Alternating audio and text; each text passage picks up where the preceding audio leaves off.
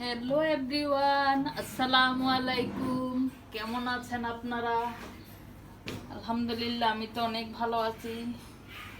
এখন আমি chicken fry করলাম 2টা, আর পোলাও চালের পায়েস রান্না করলাম।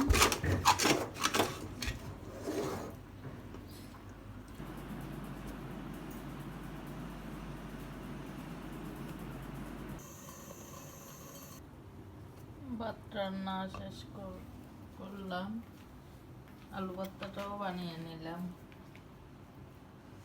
এখন সবাই মিলে খাওয়ার জন্য ডাইনিংয়ে সব নিয়ে যাচ্ছি। খাওয়াটা শেষ করে নিই। সকালে সবাই নাস্তা সেরে নিলাম। আপনাদের ভাইয়া চাকরিতে চলে গেল, সাথে ভাত দিয়ে দিছি। ছেলেও চলে গেছে বাইরে ভার্সিটিতে।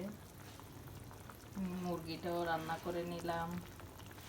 মুরগি রান্না শেষ, চুলোটা বন্ধ করে দিলাম। আজকে সব কিছু ঢুকাইতে হবে, চিনি, চা পাতা, দুধ, সব কিছু। আজকে 1 সপ্তাহ পর পর সব কিছু ঢুকাইতে হয়।